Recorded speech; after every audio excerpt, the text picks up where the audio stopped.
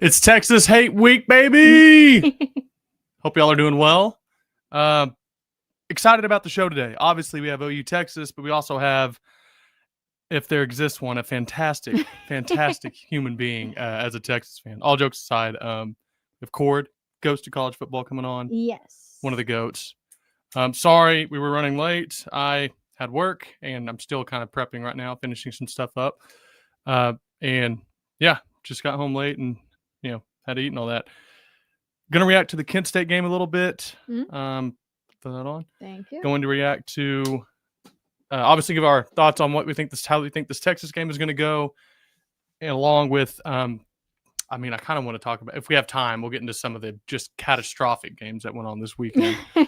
One of them in particular, which might be one of the worst losses I've ever witnessed. Yeah. And I think all of us know that we're talking about the Penn State game there. But T, will you do the introduction? Let them know where they can find us. So if you are new here, welcome. We are the Sooner Smiths. We are live every Monday at 7 p.m. Central Time. However, we are not the only show on the Voice of College Football Oklahoma channel.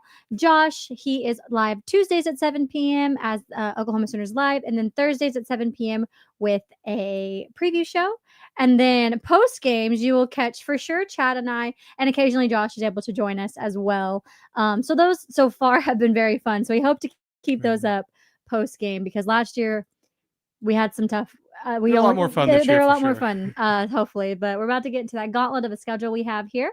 If you do not already, go ahead and follow us at our X names below our names there at Chad P. Smith _ at Tyranny _ Kristen, as well as go ahead and follow the Voice of College Football at the VOCFB, as well as Oklahoma at Oklahoma VOCFB on your socials as well, just to get lots of information for you guys. And let me think what else we got. Oh, also check out our merch store at vocfb.com/shop, and you can check out all the different things we have there. We have some ZENO Zone stuff, which my parents both ordered the game this weekend. They're very proud of their grand dog.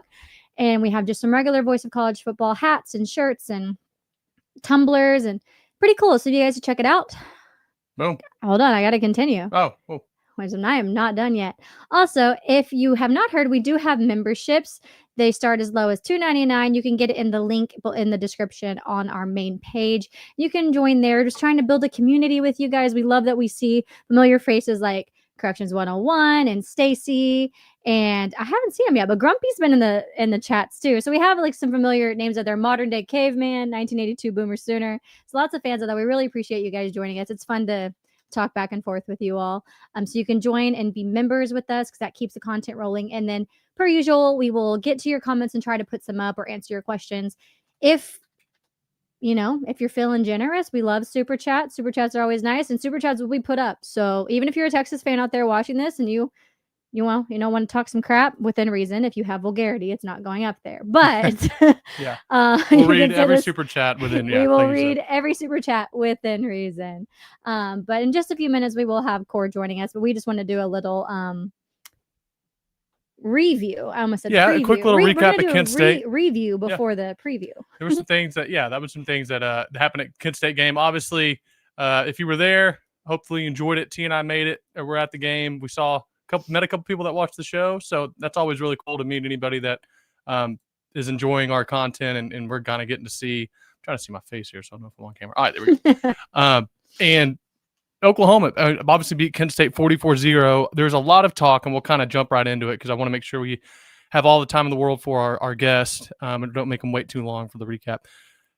Oklahoma obviously could have looked better offensively, I think. Mm-hmm. Also, I just want to preface this by saying I don't want to have to, every time I say something right now, say I know it's Kent State. I know it's Kent State.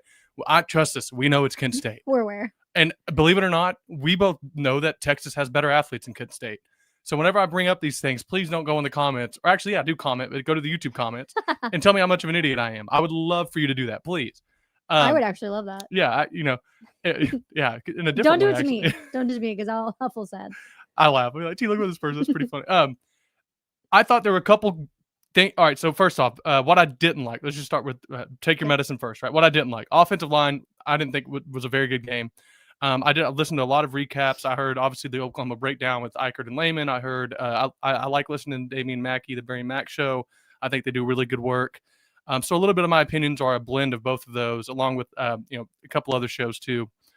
Jay obviously is fantastic. You don't really form your opinions based on them. You just feel like validated in the Yeah. things you saw. When I disagree, and I'll get into something that I vehemently disagree with Gabe on. Now, granted, I mean, I didn't play in the NFL. I don't know football like he did. So you don't have to, agree with my take, but that's why we all can have them. So what I didn't like, obviously, offensive line, Derek Simmons, someone I'm very big on. I think he's very good. Didn't have a great game. Really, a lot of guys didn't. You saw EPL and Susi almost fight each other during it. Now, we were up by 44. You love that kind of fight late in the game. I think that's encouraging. What I didn't like was you gave up 3 sacks to a team like Kent State that obviously you can get into it and say, look, they have scholarship guys. They're still Division I athlete. Look, it's Kent State. Let's not make this a bigger deal than it is. They should not have gotten the kind of pressure they did without bringing extra guys. It was a bad game for the offensive line. And what I love about it is I think they would be the first to tell you that as well. We didn't play our best. What you now have to wonder is, was the Michigan game the exception, or is this game the exception? You got to hope this game was the exception, because they were very good against Michigan.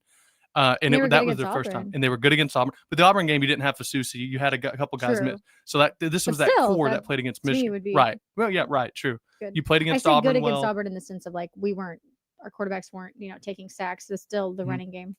Yeah. To be desired. Yeah. I say, so anything on the offensive line?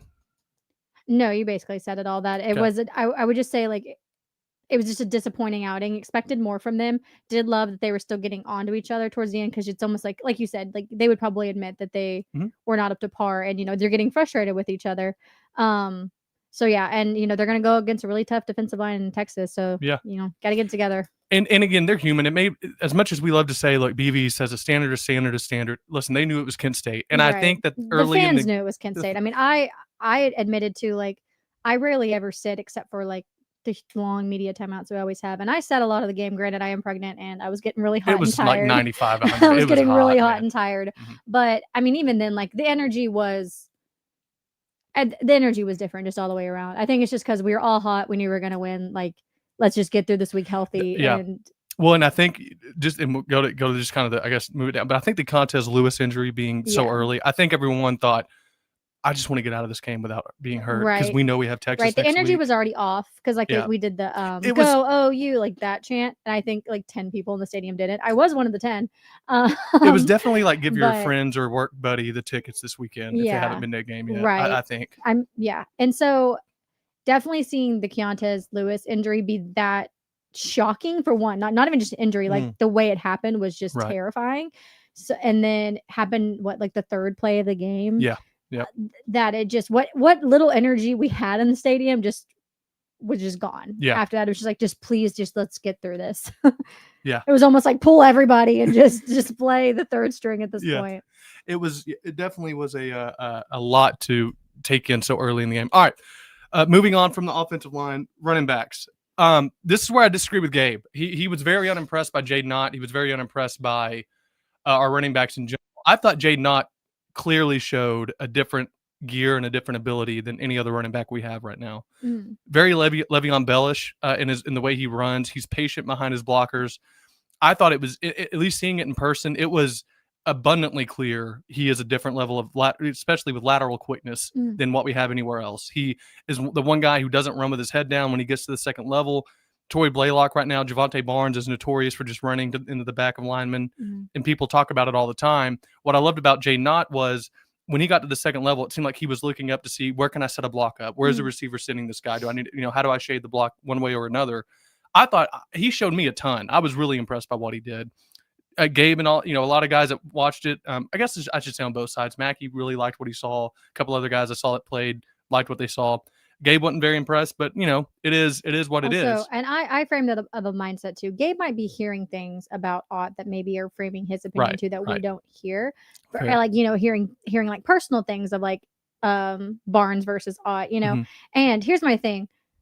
I love Javonte Barnes, and I want nothing but success for him, obviously, because he's on my team. But he just seems like a genuine good dude. Loves OU, fantastic blocker. But it's just like you said, he's just notorious for running in the backs of people. So to me, he's not giving you a lot in the run game, which is like the one thing we have to get going. And Torrey Blaylock and Ott, to me, were the two that have shown me they are able to get more than 2 yards.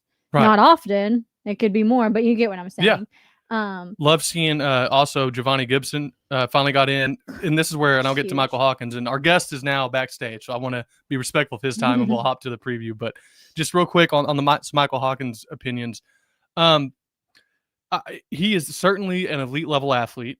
Now that does not correlate to being a great quarterback, or there'd be a lot of just track guys that are quarterbacks. Now, what I do like is that he is not afraid to show athleticism. He's not afraid to kind of change arm angles. Where that runs you into an issue is that you don't want to be too lackadaisical with that. You need to stick to fundamentals until you're required to kind of change arm angles and Matthew Stafford it when you need to. What I thought was a little concerning, and some of the basic stuff you learn when you first, like, you go to a basic DeBartolo quarterback camp or a Todd Dodge or even the Manning Passing Academy, is calm feet usually means a calm mind. And when you are sitting there and you're chopping your feet and you don't know how to settle them, it usually is because you don't understand fully, or don't trust. I shouldn't say understand. You don't trust either blocking or schemes or your ability to really read efficiently defenses in the moment. And I think Hawkins still deals with that a little bit. It's different whenever you're in practice. And I hope a lot of people can appreciate this. Hawkins obviously is practicing against a good defense. It's also a defense he knows isn't going to hit him because he's in a blue jersey. And it's different whenever, I don't care who you're playing against. And also your stats don't matter in practice. Exactly. So you can mess up and it's not devastating. Where in front of 85,000 people you mess up, right? It's more devastating, right? And everyone sees it, and it's going to be replayed, and there's just a different level of just pressure on that. But what's good to see some game reps is that you see what his tendencies are when he feels nerves or pressure, and they can kind of work on that if he's playing Saturday in this week. Because my goodness, if he felt a lot of speed and stuff, the game's going to increase tenfold in speed, right? Because he's going to go from some of the worst athletes in Division I football to and we'll get into Florida, and I know they didn't win this weekend. The Texas defense is one of the best we'll see. That is an exception. They were good against Ohio State. We'll let Ghost talk about what he sees in them and what he likes and doesn't like. Right, and there were definitely some like high moments with Hawkins, like the pass to Satango when you're getting dragged down and you still throw it 40, 50 yards. That was fantastic. Now, again, I will say I do think against better athletes, that likely could be picked off. Yes. But still, like, that was a good pass. The sidearm he made the first sidearm he did was phenomenal. Then after that, it seems like he did it too much. I just don't remember who it was to. Man, he made him. Yeah, it was I don't remember. He zipped it right to Caden Helms for the touchdown. Like, it was a no hesitation. Like, knew he was going to be open, so read that quickly. It just kind of seems like for me he was just a beat off. But I think he had a lot to be he left a lot to be desired. But I don't think. I don't think the sky was falling. No, if that makes sense. Now, does it make me a little more worried going to Texas? Absolutely, but who wouldn't be? But so without further ado, then about going into Texas, unless you have anything else. Just to bring up, just want to shout out my dad here, and thank you for everyone. We'll go through some comments. Tell us what you guys think of Texas, the OU game, and we'll go through them with Ghost here in a second when he joins us. And just want to go to my pops. Coach Smith says Hawkins holds the ball too long. He will get better with more playing time. Yes, I agree. And there's what's up? I like Dukes. Duke Silver Sooner. Saturday will come down to which team's O-line plays better than the others. I agree. I think that's true. I think it's whoever can run and stop the run. And speaking of next Saturday, and a guy that we got to know last year, October 8th was when we went on his show for the first time, and he was nice enough to have us on. The best, man, the ghost of Texas football, right? I think I about messed up. See if we'll unmute him. I think you're muted if you are.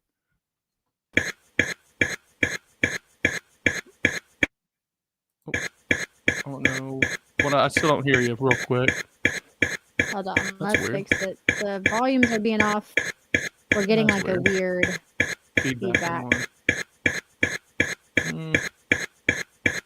This is weird. Let me go to speaker. This is life in showbiz, baby. It really. Oh, now that's in my AirPod. Feel like a feedback? Are you hearing that click? I can't hear it. That's weird. Those of you in the goes comments. Away. In the comments, do y'all hear a click or anything? Do y'all hear That's like weird. a Oh, yeah, I think it's click. You might try to reconnect Ghost real quick. It's like clicking like a scream song. Yeah, it almost. says we're hearing tapping noises. Ghost is playing house music. Yeah, well, I'm back on. That was okay. We just thought we wanted to make sure it wasn't us. That right, literally was just how spooky season. It was. I tested our audio. We could hear it in there, so we should be Oh, it wasn't us. I'll test So it something again. happened. Let me just make sure Strange we can hear there. it. All right, that's definitely working. Okay. While Ghost is coming back, just any other thoughts on Hawkins or what he showed? I thought that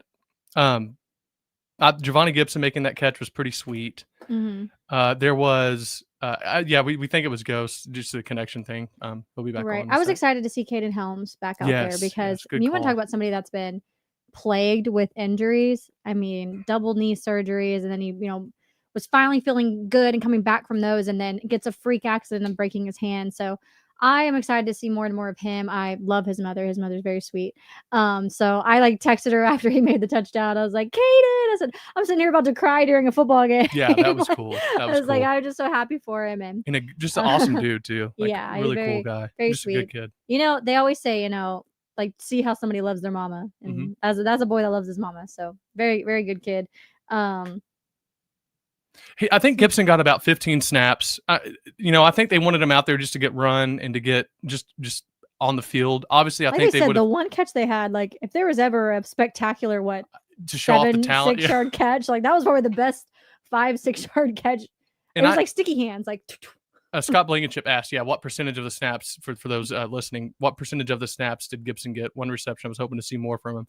Yeah, he got the one. Obviously, that was a tough catch. I think that there was a lot of just wanting to get him out running. And I was watching him a ton. He is not slow. And at his size, 6'2", so he might be 220. Yeah, he'd probably get me in a race for sure.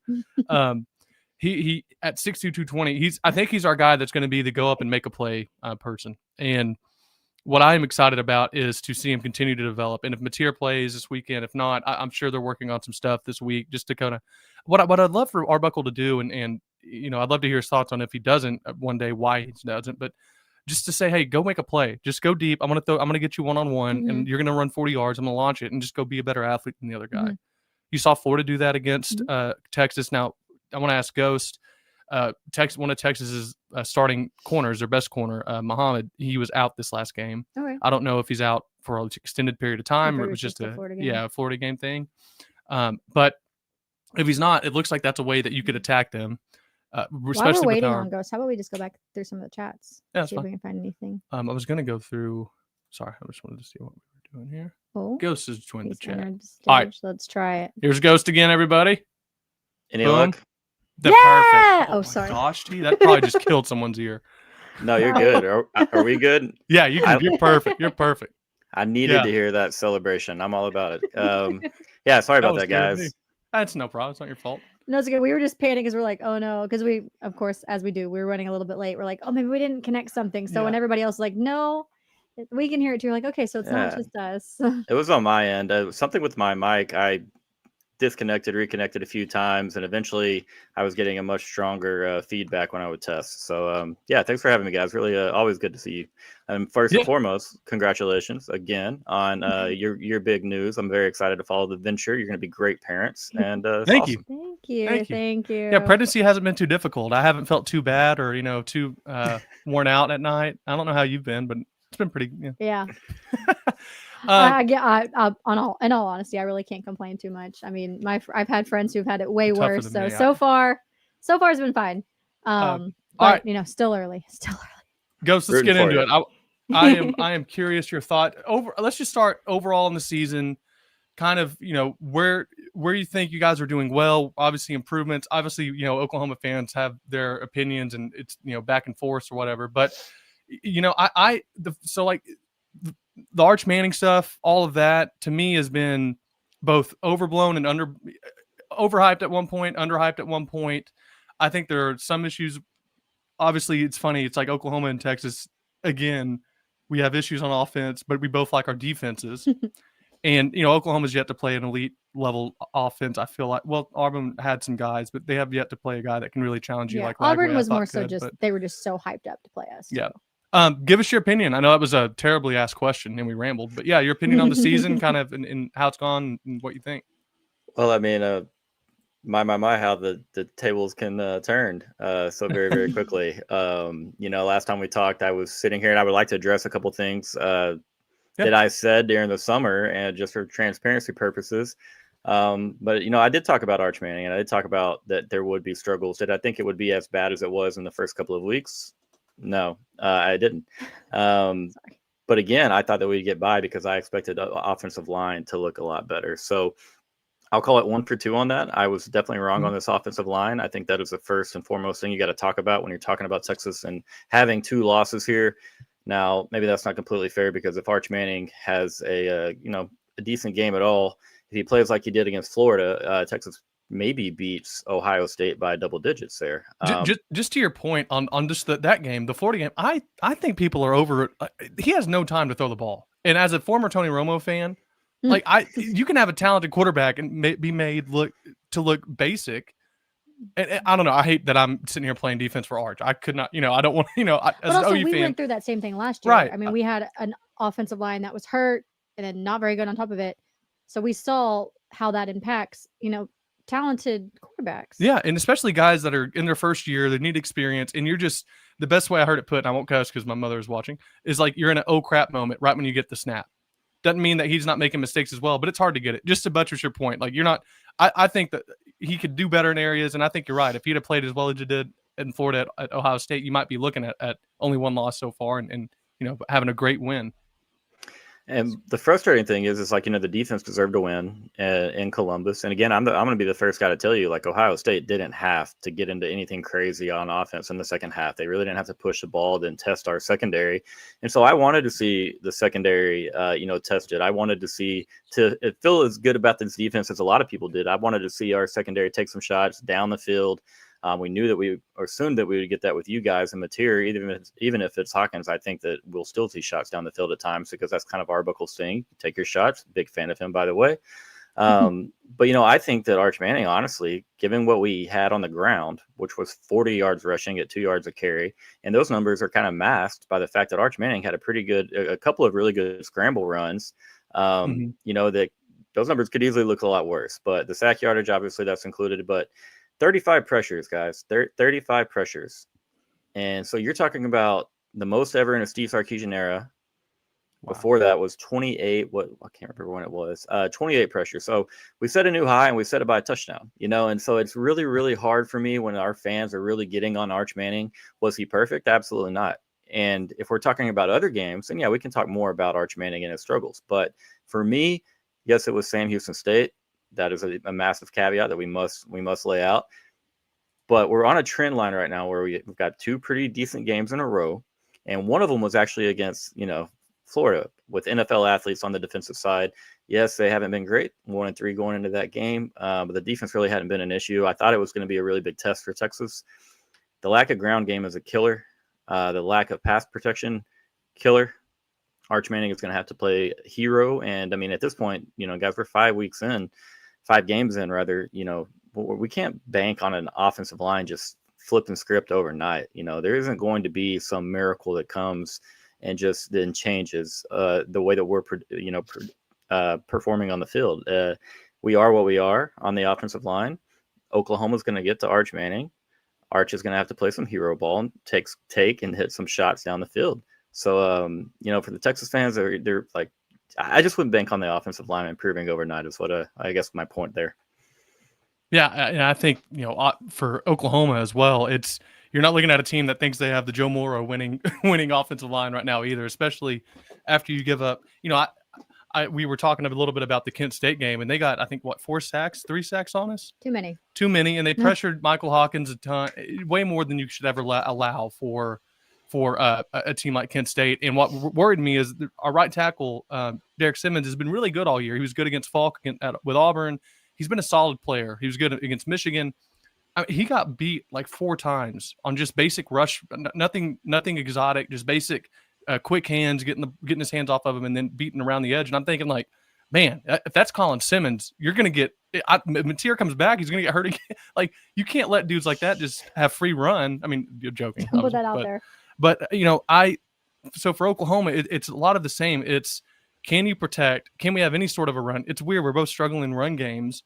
We aren't able to run much at all right now, unless if John's able to run 19 times like he did against Michigan, or 11 times or 12 times like he did against Auburn, because you're basically having to have an extra blocker as the running back. Mm-hmm. And until you can develop consistent run game, I don't, and correct me if I'm wrong, Ghost, but I felt like, and I know Muhammad, I believe, didn't play against Florida.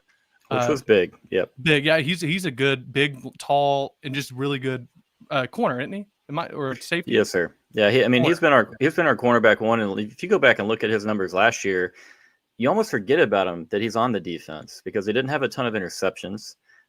He's always out there, but I mean, people just didn't throw at him. Clemson, he had one game where he really struggled last year, and this is the first time for Texas to play a football game without Malik Muhammad in a couple of years. And it hurt. I mean, Florida did get their 5-star freshman receiver back that they were very excited about. Yeah, Dallas he Wilson, definitely, he beat up on our backup, Kobe Black, a little bit. We threw another guy out there. He got beat up a little bit. So, yeah, paying attention to Malik Muhammad's health this week is going to be, I'm thinking about it every 10 minutes, to be honest with you, because we have to have that guy out there. I was about to ask, is there any word? Do they expect him back? Is it just a game time decision type thing? I mean, obviously, I will say the same way they're kind of keeping Mateer under the wraps could be the same thing that Texas is doing with him. But I'm happy to share from a fan perspective, what do you think? Well, I must say I'm happy to share with the new role that with Inside Texas I've got an OU guy talking to me about Mateer, and I'm happy to share what he's saying. And then I've got the Malik Muhammad injury stuff. I expect Malik Muhammad to play 100%, even if he is a little bit banged up. I think, just my personal opinion, we see Malik Muhammad on the field.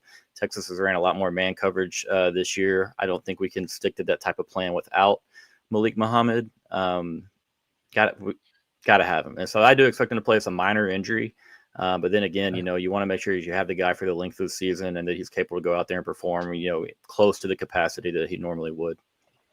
What did you hear on Mateer? So when the injury took place, I was told that Mateer would be out 4 to 6 weeks. That was immediately, and a lot of people were saying that. Some people are saying longer, some people, a little bit shorter. The same person has said that John Mateer is 100% going to be involved in playing on Saturday. Did they hear that there's someone at Chipotle? Possibly. I've been going a lot lately. My 12-year-old loves it. Actually had lunch there today. And Whataburger. I can't miss it. God, dude, I am struggling over the last few weeks. It's been tough. I never thought I'd have food depression over or try to cure my Texas football depression with food, but we've really gone at it pretty hard. I think everybody inside of that Whataburger knows my both of our cars and my full name by now. Yeah, I think. Oh, go ahead. Sorry about that. I was gonna say no. I personally expect John Mateer to be on the field in warmups, and then not to play in the game. That is my prediction. I think that they roll him out here. I don't think even in an emergency spot. I'm just saying that personally because you guys have set yourselves up to accomplish maybe even more than what many thought and Norm were possible this year. There's a lot of confidence in that defense, and I know some people may have said, yeah, we can go win an SEC title, and power to you, because right now you look like you could be right. But, man, you have a tough schedule. And a healthy John Mateer with y'all's lack of ground game so far, like you said, is the best bet to moving the ball on the ground.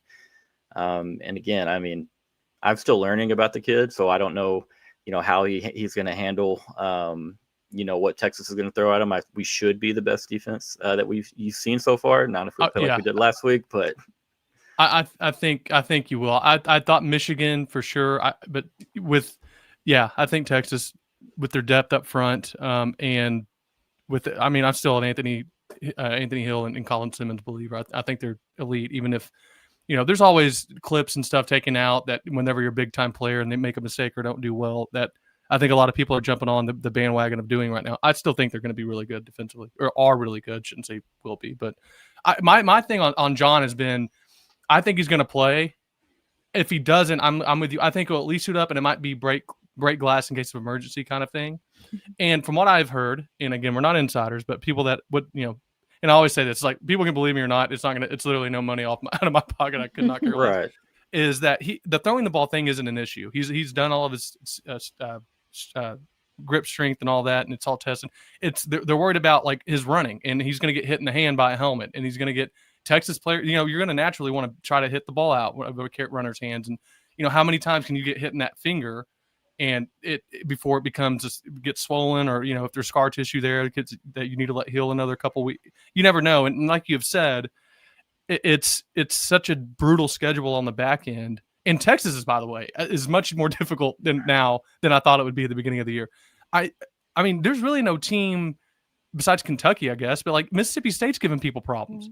Arkansas. They are. A&M is really good. Arkansas can give you problems because they have a quarterback that can sling it. Arkansas almost always wins. Yeah, and they'll at least make you sweat until they blow it somehow. But I want to ask.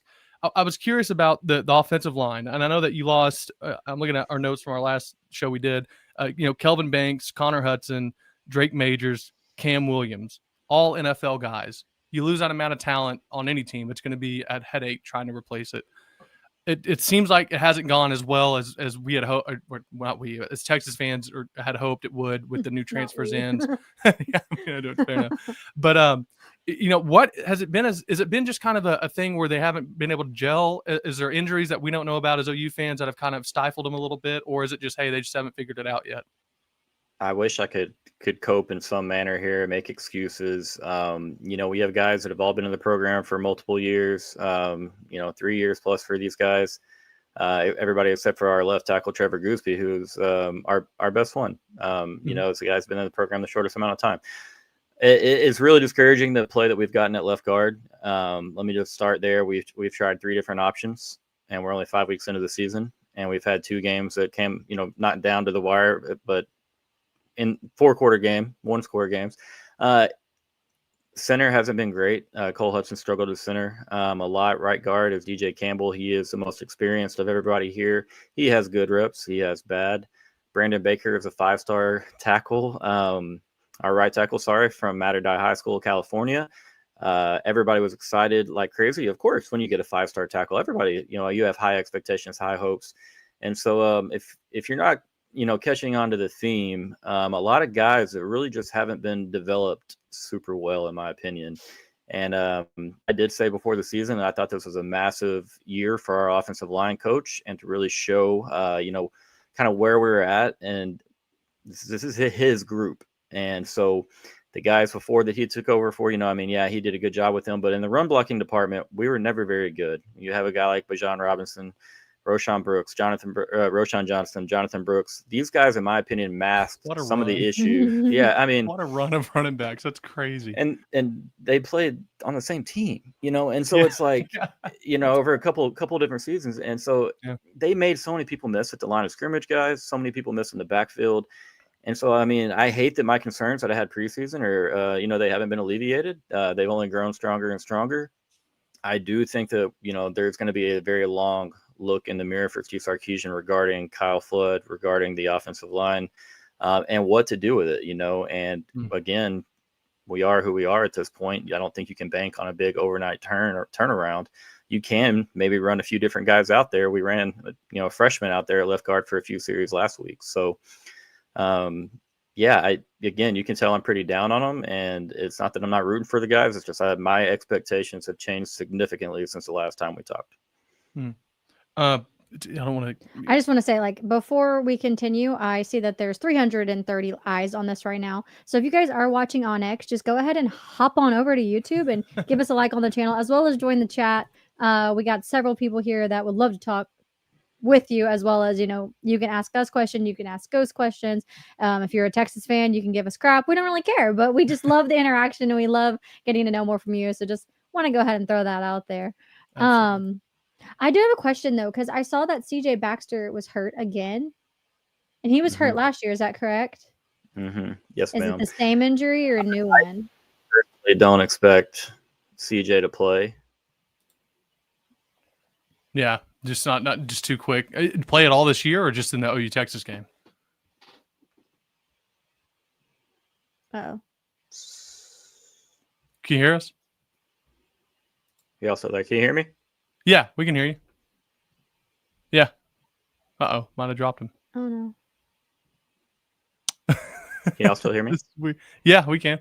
I can't hear myself. Okay. Are you able to hear us? I can't hear you guys. It's so weird. I don't know what happened. Oh. But so Cedric Baxter hurt again. I'm not sure when he is going to be back, to be honest with you. I really don't know. I think that there's an opportunity that where these younger backs who we definitely need to get them in games, definitely need to see them. I don't expect him to play against Oklahoma. I think he would have played against Florida if he was going to be ready for this game. Just seems that the injuries are just tweaky enough to where I don't know. Again, I don't think we see him this week. Sorry for whatever happened there. I don't know if I got a call on my. Yeah, I can hear you. Yeah, I can hear you guys. Sorry. Okay, good. I have to bring this up because Corrections 101, he always has jokes. He said Archon saw the internet. He broke that too. That's funny. Wide receivers. Wide receivers. I wanted to ask you. I think for me, offense all stems from you got to have a quarterback, obviously, but it all stems from if you don't have an offensive line, it really it affects every area because no offensive line, your quarterback doesn't have time, routes need time to develop, et cetera, and it just kind of trickles down from there. It seems like, and I'm going to knock on all the wood I can, Texas doesn't have like the explosive, big time receiver that they usually do. Maybe Ryan Wingo is that, and I just maybe I missed play. Granted, I haven't watched every snap, so please correct me if I'm wrong. And I know he had the big touchdown against Florida. Does Texas have the receiving core that we thought they would be coming into this year, or is there complaints or concern amongst the fans or those in the know as yourself with that group? Honestly, I'm excited for him going forward because you've seen Arch progress a little bit, but again. You didn't get to see much of these guys early on, and it wasn't necessarily just their issue, and not that they're not open. Sark was scheming guys up, even in Columbus, Ohio. We scored 7 points. In my opinion, we could have scored in the high 20s. We ran for 200 yards and got down inside the 20 a few times without scoring. So they're being schemed open, man. Ryan Wingo has definitely not had the coming out party that a lot of Texas fans predicted that he would. DeAndre Moore got banged up, and him and Arch Manning probably coming into the season, in my opinion, that they had the best connection, maybe the best rapport. They looked really good together last year in the only conference game that Arch Manning started, albeit against a really bad Mississippi State team. But so you had Wingo, you have DeAndre Moore, and then we had Emmett Mosley, who was a freshman transfer receiver from Stanford, who, in my opinion, I had a very high hopes for Evan. Tore his hamstring in late July. He came back against Florida. It sounds awful, right? Like I would not want to do that. But he returned last week versus Florida. In my opinion, he was the best wide receiver that we had on the field. Thought he ran a pretty crisp routes, really clean. Not the most explosive, but more of a guy, dependable. You know where he's going to be. And again, really, really high on him. Guy that plays for Stanford, to me, that means he's going to be pretty knowledgeable upstairs and understand the game. And so I trust that young man, even though we've watched literally one game of him in Burnt Orange. And then you have Parker Livingston, who spelled Livingstone, said Livingston. Still trying to get my mind over that. But okay, I thought I was dumb when I heard them saying that. I was like, I could swear there's an E there. Okay, sorry. No, you're good. It took me. I didn't know it until we got into the season, and I was on Inside Texas and was corrected, and I was like, "Wait, are we for real?" And so, yeah, it is what it is. He had a really nice play. He has probably the biggest catch radius and maybe wow factor of anybody or anyone in the receiving room. I think he can go up and get a couple of balls. I'm not going to say it's like a 50-50 type of receiver, so don't expect us to be throwing the fades in the corner of the end zone. I don't think we'll see that. But I do like all four guys. I think that they can complement one another very well. We've hit Ryan Wingo on a couple of long post touchdowns in the last couple of games. So I think for Arch and the wide receivers, I expect their best to come. Maybe not this weekend, but with due time, I think they do have more and more success. But I'm gonna tell you what, Chad, that's going to be dependent upon Steve Sarkisian and what the heck he does with his offense. Football guys. If we run 12 personnel and we trot tight ends out there and we try to be tough and try to be physical, I'm not going to cuss either, but we're going to get our butts kicked. We're going to get our butts kicked, and not just against Oklahoma. We could end up losing. That's a way, in my opinion, where you might drop 4 or 5 games, being stubborn and really working something that's just not going to be there. I want to see Arch Manning, Texas, spread everybody out. I want to see more receivers on the field because the pass rush is coming, whether we got 10 guys on the line of scrimmage or whether we just have our 5 wide. Let Arch Manning play in space. Let these receivers have more room to operate. I'm not the guy that's like, oh, we got to dish the ground game and go full Mike Leach air raid. But man, we're really not going to find much there unless Arch Manning is a guy that's, it's a designed run similar to Mateer. Mateer's bigger, he's more experienced, a little stronger in my opinion. Arch is. I don't think we can run Arch Manning 10, 12, 15 times a game. I don't think that's a blueprint to keeping that young man healthy throughout the year, because he's going to take licks on passing downs as well. Yeah. Well, and when you spread out the field, at least you make splits wider. So, you can't just stack the box, and maybe he can find lanes to get open or to get some run game going. And Arch has shown, the touchdown pass to Wingo, that was a dang good pass. Yeah, I mean, he's shown the ability to make those passes. Then also he's shown the ability to completely F up am I allowed to say that? Yeah. Close enough. Well, you Mess did. up. Already did, You're but good, you're good. mess up, like a 10-yard pass. Well, I think that what's funny is like the Ohio State game, he definitely had some bad. The Ohio State game, he did not play well. And so it was like, I thought the team, if he would have played like as well as he did in the Florida game, you probably beat Ohio State. Like if you could switch those performances, because he did miss some throws here and there. I also want to say, like, man, it's fun to hate on him because we're OU fans, obviously, but I'm such a contrarian. Like, I almost don't like that everybody is now hating on him, because now I'm like, guys, look, it's not all his fault. I mean, my goodness. As a man who was like anti-Arch in the preseason. No, I hated Joe Klatt saying he was the third best player in the country when he hadn't played it. That was my whole thing. And being fair to Arch wasn't somebody, he wasn't like Manziel out there saying I'm the best. He just did his work. But Joe Klatt saying like he's better than Ryan Williams. I'm like, even if he ends up being, there's no way to say that now. But that was my whole reason why it was frustrating. Like, I could be totally wrong in the end, but now it's like everyone just is like, oh, he needs to not play. And I'm like, all right, calm down a little. Yeah. Now I'm almost like, I don't want to defend him, but I'm like, y'all are, people are hating a little too much. That's just us being reasonable, and us have both played sports before. So like we just understand it differently. But I did have a question though. Oh goodness, Livingston. It's annoying. Yep. Livingston, is he? I know he got banged up a little bit, but do you expect him to be fine?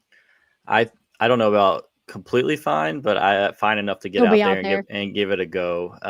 Because this, I mean, you guys are in a much different spot than Texas are. We don't have the luxury of saying, hey, we have a guy that might be sitting out if we were 5-0, might be getting ready for a couple more road games. Like we all hands on deck. And so anybody that feels like that can go, is going to have to go. And then you deal with the next couple of weeks after that. But with 2 losses, I mean, I've said multiple times this year, I do think we see playoff teams with 3 losses. I think Clemson had 3 losses and got in last year. I'm not trying to be 3-3 after October, the second weekend in October. And I don't think the Steve Sarkisian and the guys are either. So, I mean, I think y'all get a really good effort, a really spirited Texas team.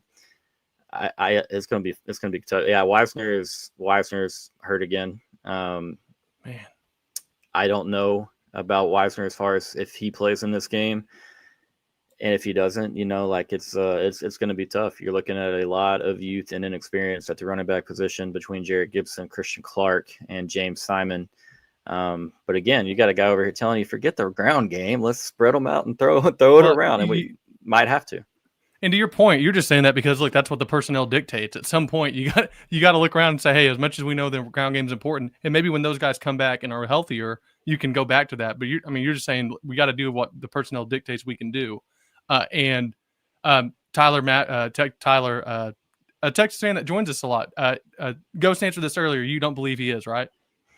Yeah, sorry about whatever's going on. I think I was getting a call, but if y'all couldn't hear me, I don't. In my personal opinion, this isn't inside Texas reporting yet. I have not heard more from any of the guys there, but I don't expect. Just my personal expectation, I wouldn't expect to see CJ this week. Again. Okay, man. My own opinion. All stands for every team. You should never be happy when a guy gets injured. Yeah. OU fans, it doesn't matter. I mean, at the end of the day, it's a human that's trying to chase their dream, and like I hate that for him. And also because like normally when you wish things on people, their karma's karma. It finds a way back. Like somebody stupidly put something about Jackson's going to end up on a stretcher or something on Twitter, and then John Mateer breaks his thumb and needs surgery. It's like, come on, why did you say that? What were you about to say? Sorry. Well, no, I was just going to say, I mean, and I don't know about you guys. I assume, we're similar, very like-minded, other than the schools we root for and the colors we wear. But you want to beat teams at their best. I want John Mateer to play. Now, do I want him to play healthy, and do I want him to play injury-free? Absolutely. If he plays, is Texas going to absolutely target that hand every time he tries to run the football and maybe take an extra shot at it with a helmet or absolutely. That's all part of the game, but I want these guys to be healthy, man. I don't ever want to see injuries. And again, when it happens to our guys, I do have a little bit of the inside of, how they're practicing, who their families are, where they're from, Right. what, and it really breaks your heart, man. It's really, really tough. So again, I want Mateer to get healthy. Last year, the wide receiver injuries you had, the O-line injuries you had, and it's like, I mean, I get it makes the football game a little bit easier, but have you seen ticket prices? Do you want to go in there and watch, a 50-point game? I get it if it goes your way, but like on a consistent basis, man, that's my favorite day of the year, man. I need it to mean a little something. We were rewatching as painful as it was. I watched all the OU Tech, like the Kyler, the year that y'all beat us with Kyler when Cameron Dicker made the kick, I believe, right? Dicker the kicker. Dicker, yeah. I mean, that game was so good. It was just, I wanted to stop watching it after we tied it up, and I was like, well, just end it into tie. But you're right. I mean, you want to play teams when they're healthy and when they have all their weapons. Defensively, I still think Texas is one of the best defenses out there. You played well against a really good Ohio State team. And I think it'll happen for Oklahoma eventually where they're going to give up, 20 plus 25 points just against, maybe they won't, and that'd be awesome. But I think just when you're facing so much talent, and Florida's one of those teams where when you have a team that is extremely talented and underperforming, if they ever hit a rhythm on any Saturday, they can explode because they have the talent there. It's just for whatever reason, it might not have been clicking. And DJ Lagway, I think for the first time this year, looked like the quarterback a lot of people thought he was going to be coming into the season. And it just so happened Texas had to be there the day that and I know you hear the fans, well, a good defense wouldn't let him find it. It's like the talent's there. And there was probably, he hadn't practiced. He needed a good player is experience. going to make good plays. Right. And I think, maybe who would win if you played 10 times, who knows? But the defense, are you discouraged more by what you saw? Or is it just, hey, there are some things that we obviously need to fix, but look, the team just played well and they got us when they got us. And do you think that there's a talent thing going on? I don't think that's an issue, but what did you see from the defense, I guess all year, but also against the Florida game? Well, first referencing the Florida game, like I do have to, and y'all know me, I'm going to be as real as I can about it. I think Billy Napier and Florida deserve a little more credit than they're getting, and that's not coping with Texas's performance. But I'm hearing so much more chatter about, well, Texas stunk it up on defense than I am about, well, Billy Napier called a pretty good game with his back against the dang wall, maybe all the way against the wall. He outcoached us severely on that side of the ball. We had a very poor plan. DJ's a little banged up, right? There were a few snaps where we're running double spies on DJ Lagway, who not one time in this game looked to take off. Maybe we're anticipating John Mateer and Michael Hawkins this weekend. And so they're showing Oklahoma like, hey, we got it in the back. I was really confused by that because that is interesting. Yeah. Throw it right over their heads into a wide open zone and coverage, and a guy runs for about 15, 20 yards after the catch. And so I'm not putting that one on the players as much. Again, the big injury with Malik Muhammad, he normally is capable of almost erasing, a third of the field or not a full half of the field. We didn't have that luxury and we got beat up in man coverage. So there's a little, there's some caveats as to the poor performance. Florida played a little better. We were a little bit hurt. We rotated guys on the defensive line. We have a freshman in and a backup sophomore in on the defensive line on Florida's first touchdown run and a big pivotal run. I kind of think that Texas might have taken that one a little bit for granted, and they didn't want to show Florida everything. They didn't want to run, their top guys. Again, they're deep across the board on the defensive line. They didn't want to run their top guy. It was just kind of odd. We didn't really go out and just coach in that game the way that I thought they would. Again, I trust Steve Sarkisian. I love the guy. Coach Peter Kwiatkowski has made our defense what it is. Obviously he deserves our trust. Everybody is allowed a stinker. It happens. But for the I told you earlier, we saw Ohio State. We didn't really get tested, man. They did a good job against the run. I think Florida has a much better running back in Jaden Baugh than we've seen this year so far.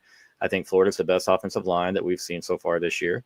And so that was our first, in my opinion, a first test against a Florida team that had played so poorly. You knew at some point Lagway probably does have a moment where he starts to figure it out. Things come back. So not coping, man. I think Florida played pretty dang well on that side of the football, and Texas played pretty dang bad. I think you got to say both are true. Yeah. Just because Tyler comments a lot, I want to. He says, I don't know if I agree with this, Tyler, but he says Sark is the problem. He can't win games where the talent is close to equal. Somehow he beat Bama outside of that. Terrible. he's James Franklin, but has more talent. You respond to that. I don't know. I feel like I just disagree with it out and outright, but I don't know. I like Tyler. I just might not say it the way that he says it, but eventually at some point, and I know I just said I trust Steve Sarkisian because I think he will start to figure some of these things out, because I think offensive line and running the football has been a big issue for a coach that really does want to run the football a lot. But to answer Tyler's question, I mean, go check the record against top 25 teams, against top 10 teams. I'm not saying he pulled the wool over our eyes when we went into Tuscaloosa and beat Alabama and outscored them 21-0 in the fourth quarter. And he beat Nick Saban as, the protege. I still trust the guy, but you really start to look at those records and think about, well, some of these games in the Big 12, we were always the most talented team. You look at Oklahoma in 2 of the last 3 years, major issues at quarterback, injuries in 2022. And last year you had a whole mess on that side of the ball. So it's like, well, in the 1 year you're healthy with Dylan Gabriel, you lose a close game, but you lose the game. You beat you. So I actually do have that stat. Steve Sarkisian is 2-8 versus top 10 teams of Texas. He's 5-18 versus top 10 teams of all time. So last season he played one SEC team who finished the season ranked and lost to that team twice. So he mentioned to look at the stat. I was like, hey, wait, I think I actually saw similar just for.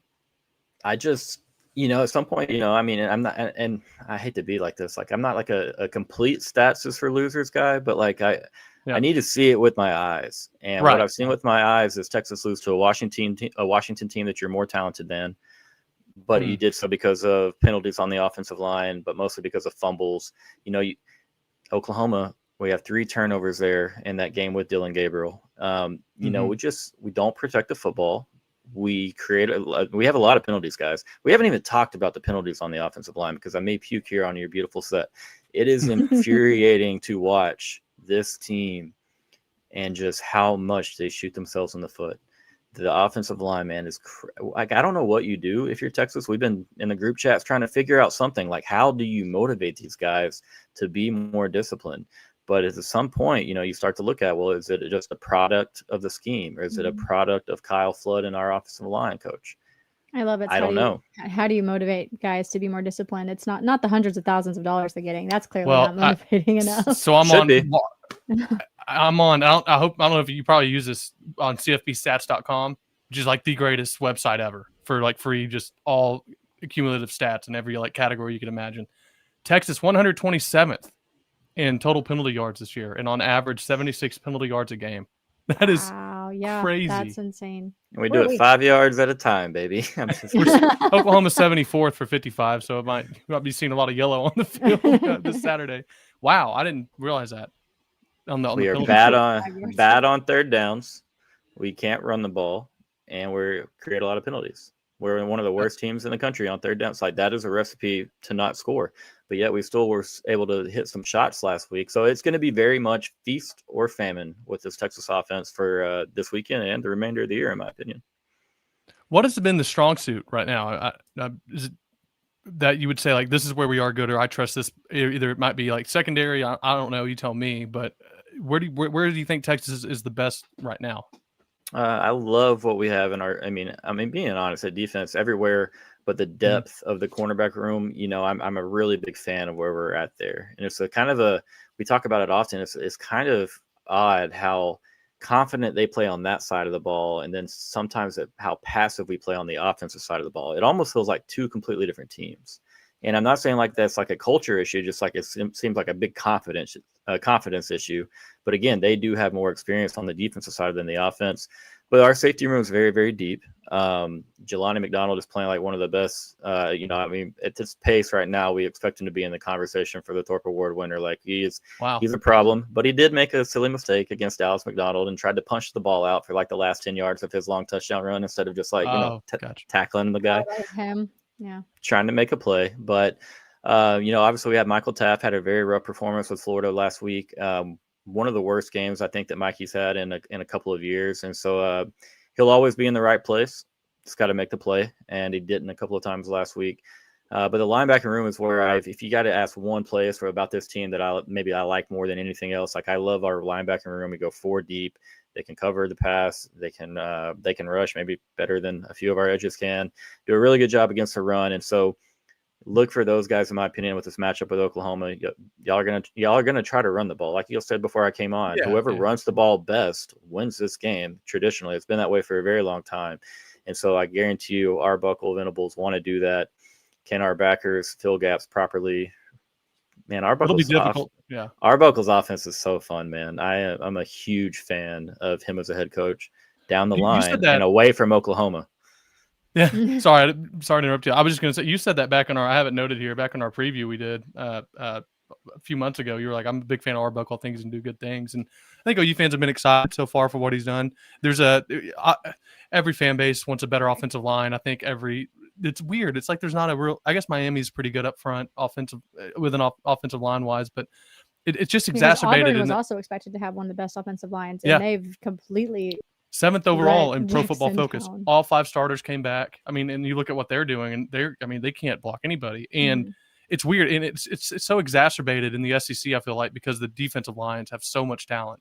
Really every team has NFL guys across it, right? And Tyler does ask, do we know if Mateer is playing? It depends on who you ask. So Ghost said earlier that he believes that Mateer is going to go through warm-ups, but then not actually play.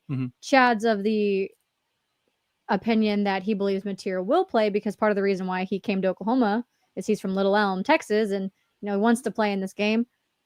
I have zero idea. Yeah, I am hopeful that he plays, but then at the same time, I understand that we don't need him right now. Like, we do need him, but if you have to sacrifice, and Ghost, then this would be a time to do it, just to make sure he's completely healed up, that there is that he's able to make it through the rest of the season, because it is a gauntlet. However, I will say I lean more towards him playing, because with Venables losing to Texas 2 out of his 3 years, I don't know if they're going to want to risk a third one. Well, and it's obviously a big game, but like, it's so big to win these for Oklahoma, especially with revenue and money and boosters and stuff, that we, Texas, obviously we don't have the as deep a pockets. It's not like we're sisters of the poor or anything, but I mean, like, it's so big on a morale, on a morale side for Oklahoma to win these kind of games.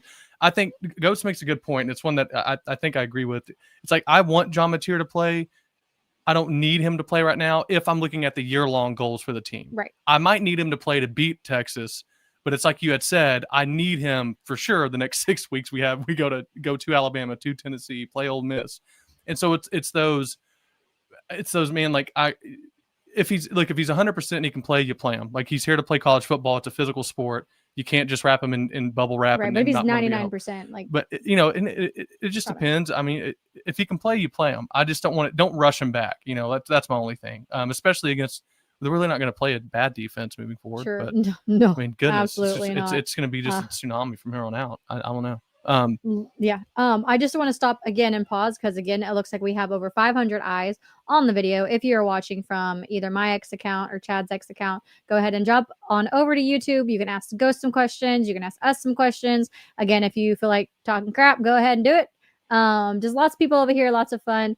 And then additionally, if you have not already, go ahead and like the video, subscribe to our channel. You can become a member by following the link in the description below, as well as on our main page. We're just slowly trying to build a community with you guys, which we already have our regulars. We have Jonathan's a regular. We have Grumpy, who's usually regular. He's not here today. Modern Day Caveman, Corrections 101. Creole has joined us quite often.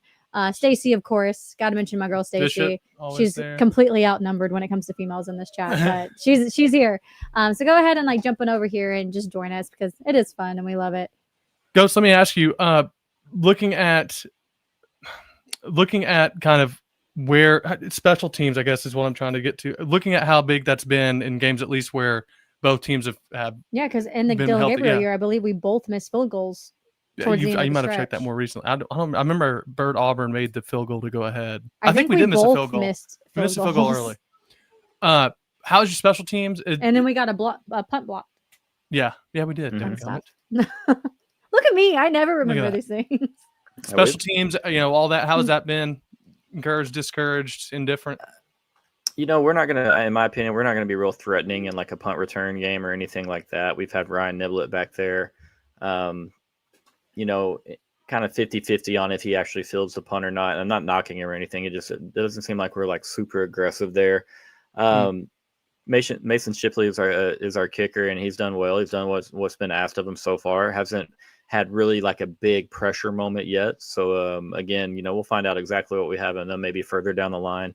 But we do have Jack Boomeister, who is an Aussie who can just absolutely bomb the football, and was punished last week for dropping 3 punts inside of about the 10-yard line that we let, or maybe it was 2, that are that we didn't field, that we just let slide by us. One of them we caught on the 1-yard line, let our momentum carry us into the end zone. The second time, we're set up on the goal line. We have 2 different guys, and it just kind of gets by one of them and into the end zone. And so he is going to be, useful for Texas. Again, when you have an offense, as I'm saying, this feast or famine, you're going to punt a little bit. And I definitely anticipate, all 3 phases will matter on Saturday. And so I hate to say it, but we're going to need the punter and the cover guy to be on the game and, set Oklahoma back a little bit, especially if it's on that, that Texas end, the burnt orange end. It can get loud down there too. Definitely. Yeah. And so Shipley, is he related to the Shipley y'all had like years ago? No relation. Jordan Shipley. Yeah. He reminds me of Livingston. Reminds me of Jordan Shipley a little bit. I was just saying, like, that's not like, I feel like a common. I don't know if he's as fast as Jordan Shipley was. Jordan Shipley's like. Let's get to Steve's comment just because he is a member. So let's throw that up there. Prioritize him a little bit. Steve Rollo. Boomer, watching from the beginning. Usually he does watch a little late. So thanks for joining us, Steve. I appreciate all you guys do. Keep up the good work. Thank you. Ricky, shut up. Boom. What is? Let's see. I'm trying to think. What else? Is there anything that you think is going to be important or big in the game that we're overlooking in terms of just OU fans that we may not notice? Is there a player that you think if he gets going, this, that, and the other, or is there just if something clicks that might just barely be off that might make a difference, or is it kind of just we're seeing what we're seeing and that's kind of what we're going to get? You think, or? Well, I think. I kind of expect Oklahoma to try to find a wrinkle or 2 or have something designed to get Jaden Ott out in space out of the backfield. And yeah, that's like super ABC to say that, but I just think it's really important because like you mentioned before I came on, I don't really think your other 3 backs really threaten this Texas defense. And I don't think that we have a back that really threatens this Oklahoma defense. So that's one playmaker that, if you can find a screen, you can find some way to cheat him out of the backfield on a leak or run a rail up the sideline, something. Because like you said, he's a little bit different type of athlete when he does have the ball in his hands. Again, it's not going to be Kent State, and Texas is going to know, about that athleticism. So I'd watch out for that on y'all's side. I do think, that we're going to see a much more defensive game than maybe some have said. Almost would be surprised if this game got into the 20s at all. Like genuinely, I think it's going to be a very, very low scoring game. But as far as anything like to look out for is sneaky, I don't think I can say that. I expect Texas to spread it out, hit on a few shots, miss on a few shots, but not going to be able to turn the ball over against this Oklahoma team. I don't think we have, the wiggle room that we did a couple of years with Quinn, where we turn it over a few times and still stay in the game. We do that with OU. It might get ugly. I want to ask if there's anything else about the preview. I want to get his thoughts on the Penn State, and I gotta ask about just wow, losing to UCLA. What do you think? All my teams are down, man. I'm not a big Penn State guy, but my grandfather played at Penn State. I always root for the Nittany Lions, and an embarrassment. They let the Ducks beat them twice. That's a game where you don't show up, you don't compete and play in. Because you were down, and they had a feisty young coach and Mr. Neuheisel, which is a great story. I don't know if y'all saw that story with him and his dad, former Rick Neuheisel, an incredible moment right there where Rick's talking about that moment and just how cool it was for him on the scene. I believe he works for Fox. Really cool for UCLA. And then I thought on the SEC, I saw always had an SEC Shorts reference up here.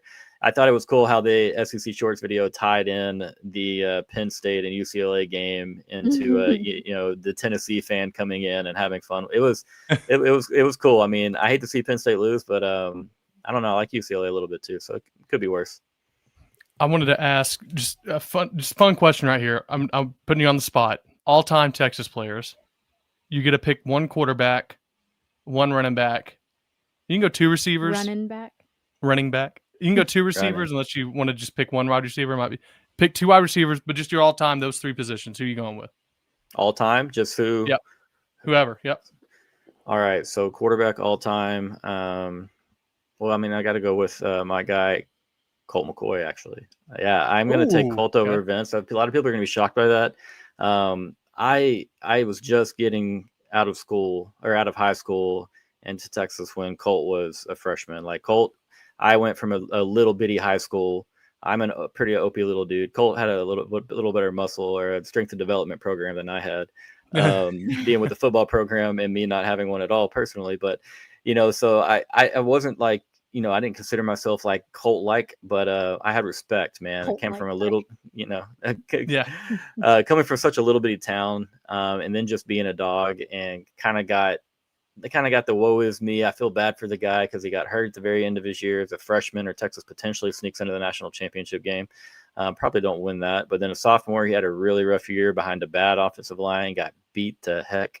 I think he threw like 18 picks his sophomore year. Colt threw a lot of interceptions as a sophomore.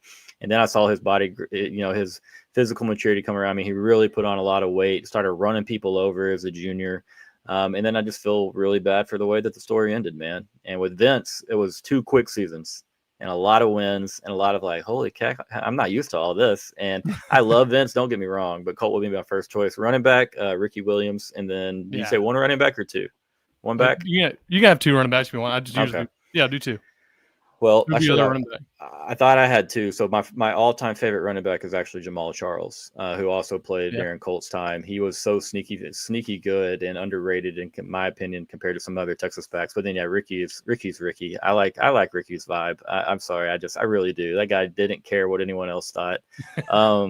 Wide receivers, definitely have to go with Shipley. I feel like if he didn't return that kickoff against OU in 2008, I don't know if we come back and win that game. So we're down a couple scores early and nothing was going our way. And then I will go with, that's tough. I'm actually going to go, and this is controversial, but I like Xavier Worthy. I know he had ups and downs in Austin. There was a really bad sophomore campaign where he couldn't have caught a cold, but I liked pound for pound, he was a fighter and he did some really big things. And we'll always have 2021, even though we blew the game. We'll always have that opening possession touchdown versus Oklahoma. Really, really cool display of speed. But man, our stadium blew up, or our side of the stadium blew up, and it went crazy. And it felt like it was going to be a good day. I try to remember that feeling and not the rest. I have missed one Texas and OU game since 2005, and I did not go during COVID. Yeah, I remember you telling. Okay, I remember that now that you brought that up. It's literally like his Christmas. Is what he does. Please don't do the math on what my record is when attending those games. Tyler brought up Roy Williams. You want to take? That's what I thought of. Roy Williams is cold. Yeah, Roy Williams is a bad dude. Texas is a lot like Oklahoma. I mean, you have some all-time greats. Like it's a blue blood program. Like there's no wrong answers a lot of times with these. Like personal. Chad will ask me those. I'm like, I don't know, because like I'll be like Didi, no, CD. No, Mark Clayton. No, I just go through. I'm like, you know what? I just roll the dice. Like you can find a pretty good team that way. You're not. It's all preference and who kind of made you feel. Who for me, it's all about the memories. Like who can I remember doing this and doing that and what. So I know that that meant a little more. If my old butt can still remember some of these things. Yeah, no, I feel like I lean towards a lot of the guys that played while I was in college, just because those are like the ones I remember, like you said, I remember more. So I feel like I lean more towards like Baker, Kyler, Didi, or CD, or Hollywood, or. It's a little different for y'all as well because in the 2010s, y'all like won a lot and we didn't win like very much at all. So y'all have a bunch of cool, fun offenses and memories. Yeah, we won more in a row than y'all won y'all's entire time in the Big 12. I'm just gonna throw that out there. Yeah, I get reminded of that every now and then. I know you give out your picks every week. You tweet them out. Do you have any upsets this weekend? Or I know you might be picking Texas probably. I guess I'm gonna be honest with you. I haven't looked a single second into any other game since yesterday at about 2:30, about 5:30 after I got home from getting my tail kicked in flag football. I've watched Oklahoma film and I've just submersed myself in y'all's all 22 footage and going in there and seeing what kind of monster we're really up against on Saturday in the Cotton Bowl. So as far as upsets, man, off the top of my head, do you have any games? Alabama, Missouri? Missouri wins that one. Missouri wins. Ooh. they win at home against Bama. I feel like I don't really feel like that should be too crazy or controversial. Alabama has a few weaknesses. Saw Vanderbilt play with them tight. Georgia, obviously a great game. 2 really physical matchups in a row. Missouri coming off a bye, right? Yes. Kind of. I like that. Yeah. I like that. Yeah. Illinois, Ohio State at Illinois. I don't think that Ohio State's as good as a lot of people think they are. And whatever that makes my team look like, I don't care. I'm just trying to be real. I think that they are beatable. They're still going to make the playoff. But I think Illinois hangs around in that game. But give me Ohio State in a touchdown. I'm not just super impressed with the offense at Ohio State so far. I agree with you 100% on that. Yeah. I'm not either. I don't know if there's a team that I think I look at, even Miami, and Miami's definitely had the best resume. I think you can find flaws with all of them, or like you haven't been tested this way. What if you face a team that does X, Y, or Z? I think there's just different opinions on really whatever you think the best team is or what you like. Let's see if there's any other. Indiana and Oregon at Oregon. Indiana, Oregon. That is going to be a fantastic one. I can't wait for that. I don't think that Indiana can go in there and win that game, but I also thought that Illinois was going to beat Indiana, and Indiana put up 60+. So I'm not going to speak down on Kurt Cignetti and the Hoosiers. I hope that they win that game, but yeah, give me Oregon in a close one because I do think, that Indiana is probably as well coached as anyone in the country right now, and they definitely believe in what they're doing. Yeah, and Absolutely. then ZENO is actually making one more pick. He's picking from all those teams, but he's also picking between Michigan and USC. So what do you think on that one? Ooh. That's a fun one. Last year, that was a fantastic game.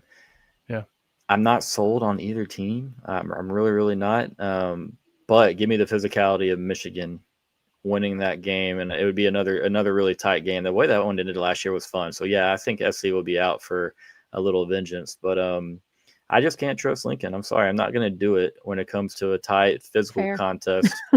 Not doing it. Totally fair. Who did they just play? Illinois. You had the lead with a minute and a half left, and your defense can't even hold for a minute and a half. Like I was like, that is such a blast from the past.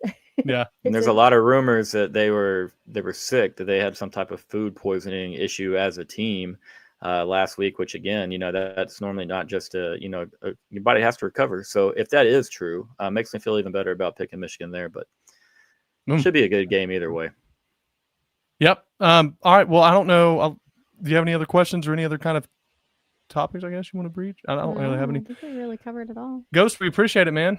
Let everyone know where they can find you and in your work. I know that OU fans, if you have to follow a Texas fan, and I know it's tough for all of us, you won't do any better than Ghost. I really I like his stuff. I like following his picks and just it's entertaining stuff. I really appreciate it, guys. It's always really fun to join you guys, and need to get y'all, if we can, at some point on for one of the games on the Total Coverage Sports channel. Yeah, I rebranded from Ghost and Friends to Total Coverage Sports. We have Monday through Friday shows, sometimes Sunday as well. We try to cover all the different conferences. We have representatives, that have a weekly show for each one. They bring on guests, and so really appreciate it, guys. Thank y'all in the comments. Y'all were a lot of fun. Wednesday nights, if you it is Inside Texas, I have joined those guys. But Wednesday nights, we have an Around the League segment. So tomorrow night, Wednesday night, 7 o'clock, we are going to be joined by not one, but 2 Sooners. And we will get in there and chop it up and have some fun. And then, I do more work with Inside Texas. But y'all are Sooners. Y'all don't want to get in there and listen to all that. So it is really cool to see the type of connections that this all can have, man. I am definitely grateful for guys like these. The Smiths are great, and that's why I'll be rooting for them for the rest of my life. But to think it all started with this silly little Ghost Twitter account, and now I get to kind of work for a team that I truly, truly love. I get to go on here and have these types of friendly conversations. It means a lot, and it really is cool. Yeah, I think anybody that's a fan in any way can sympathize with just being able to work for a team one day that you love. I mean, it's to be like any OU fan going to work for OU in some capacity or cover them. And man. Well, look, we thank you again. Let you get to your Whataburger or whatever you're going to go eat. And obviously we both look for health this weekend. But what are you going? Yeah, I would say I got one more of these in 10 minutes. We're gonna do another preview. A group I haven't joined before, and so I'll get in there and I don't know. Hopefully I'll come up with some better stuff. I won't have any connection issue. I think my son's over here messing with my Bluetooth, giving me a hard time while the wife's gone. But yeah, really, thank you guys a lot. Y'all enjoy your weekend. And to your group, y'all got a great support group, man. Y'all are doing really cool stuff covering Oklahoma. So awesome. All right, man. We'll see you. Until next time. Have a good one. I mean, you guys see it. Just one of the all-time greats. Follow his stuff. He's good, man. He's a good guy. And at the very one of the minimum, more you objective. can follow him on X because he's a good follow. He's realistic. He's nice. He's funny. Yeah. And I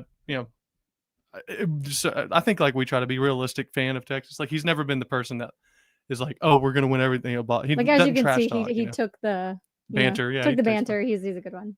All right, but let's talk about picking games and being really good at it. ZENO, my dog is better than I am. He's 21-9 on the year. That's like Vegas is not letting you go to their sports book anymore if you're 21-9. And he's just doing it by treats. Yeah. He was 5-0 last week. He didn't lose a single game. This is critical here for those that think Ghost for real. Ghost agreed with OU that we didn't cheat versus Auburn. He's a good one. That's so true. Period. Yeah. All right. This week, ZENO Zone. He went 5-0 last week. Some would say hard to do better than that. Yeah. And I did put in the comments the games that he is picking this week, and Stacey's already gone ahead and answered who she thinks will win. When you see them pop up, you can go ahead and put in the comments as well who you think is going to win. You might agree with him, you might disagree with him. I personally think he's doing pretty well. But someone mentioned last week, I just didn't want it to go unnoticed, that they said we should try to do a poll for ZENO. I tried to do that on YouTube. It's just what to practice it. It's just I don't have time to really work out the kinks, and I was worried doing it with Ghost on and just in the middle of a show. So when I get better at that, I'll try to do a poll for all the games. Also trying to switch to a new a streaming service. So then that's a whole new learning curve. So it's really good. What would be really great is if I could like be on something and like kind of get that going while he's talking, but he's kind of I have to. That's why you'll see me point a lot, because I'll see a comment while he's talking that we need to pull up or something like that. So we're working on it, guys. We've gotten much better from the first time, though. Oh yeah, we can all admit that. Oh yeah, it's been fantastic. It's been a lot better. All right, let's go to this week's ZENO Zone. Or did I skip over anything? No. This week's ZENO Zone. 1982 Boomer Sooner. So good to see you. Where have you been, dude? Where's down week? I feel like I haven't seen him in the chat as much. He's normally pretty active. And add stage. Without further ado, the real star of the show. As always, let us know if you can hear it.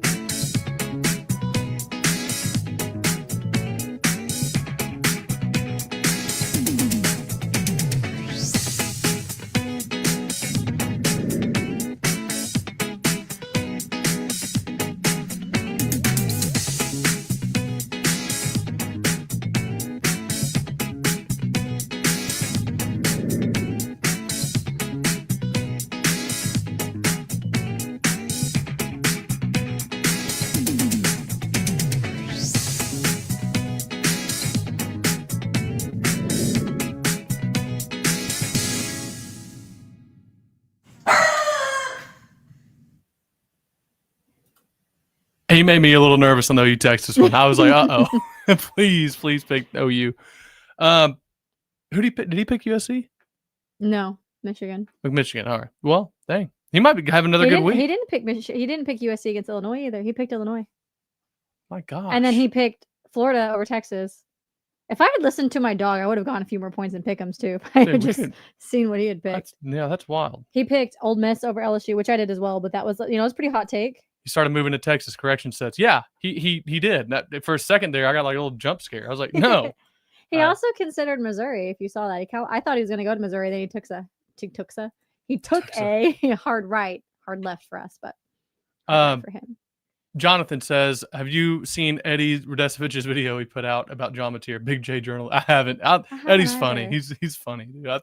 Some people don't like. I think he's hilarious. Honestly, I love his like dry like wit. I'm going to go watch it if I can. I'm assuming it's on his Twitter page or Sooner Scoop. I'm not sure. But I'll give it a watch. All right. Did we put Tyler's up? Or you said this dog is special. Oh no, let me see. Bro, this dog is special. Yeah, dude. Yeah, he does well actually. It's kind of funny. He doesn't. I don't watch him because I like being surprised by like the picks and stuff, but he does actually pretty well. And once T gets those little cards out that she has written out, it's funny. He'll go to that little by her door. He'll just go sit down. He has his designated football bandana that he wears, and every time I put it on him, he just like immediately starts walking over to his little spot, and he'll just sit and wait. I'm like, wow, like you're pretty smart. Like, well done, And then we'll get the balls out, and even now, like before, I used to have to like walk him back to his spot, and, like say sit, stay, wait, and then go back. Now he'll make a pick, and then he'll walk back and sit and wait, and then he'll come back when I say go, and then he'll grok back. So I'm like, man, he's got the drill, man. We got a working dog. We got a Hollywood star. He knows his role. All right, it's Texas Hate Week. Always remember that. We got he doesn't know where you got your shirt. Who? 1982. Oh, I got this from the golf team when I played there for a year and a couple years. Well, that's no fun. So, we had the same gear guy as the football team, and he loved golf, so he would. We got to do a lot of picks for like gear and stuff, which is pretty sweet.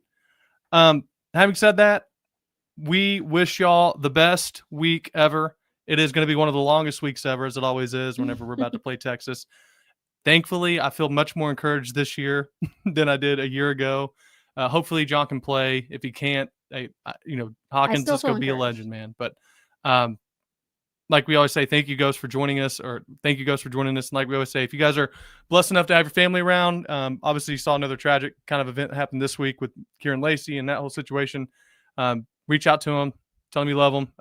It's you think it's cheesy and stuff until you can't do that kind of stuff anymore. But we really, really, really appreciate everyone that joins, that comments on our YouTube page, that likes the video. It means a lot. We know you don't have to do that. So take the time to do that. Really, really, we really just want to say thank you, and we appreciate it. Yeah, absolutely. Yep. And just to stack on that, go ahead and if you have not already, like the video. Throw us, when we get off of this, throw us a live comment. Give us your score prediction. Give us, your all-time favorite teams. Give us who on the other team you can't stand at all. Give us your score prediction, and then your favorite Sooner and your favorite Texas player. Oh, and your favorite fair food. Okay. Because it's at the fair. Like why not? Yep. Yeah. Or just do one of them. But so we just subscribe to the channel, like it, share the video. Stacy, I want to shout out our girl. She's always sharing our videos. She's awesome. Girl power. But we really hope to see you guys Saturday after the game. We hope we are still just as cheerful and happy as we are. We hope we can keep that momentum going. Once again, follow us, follow the Voice of Oklahoma on all social medias, as well as the Voice in general. All our dogs crying outside the door. And make sure you check out our merch shop. But good luck this week. We hope we have a good one. Hope we have a good game. Everyone's healthy after the end. All right, you guys rock. We'll see you next Monday. Catch all of Josh's stuff throughout the week. And as always, Boomer. Boomer.